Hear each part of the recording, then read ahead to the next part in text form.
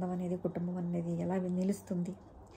అందుకని ఇక్కడ భార్యాభర్తలు చక్కగా ప్రేమతో కలిసి ఉండాలంటే కావాల్సింది ఏంటంటే యాక్సెప్టెన్స్. ఇక్కడ యాక్సెప్టెన్స్ ఉందనుకోండి, అంటే అర్థం చేసుకోవడం.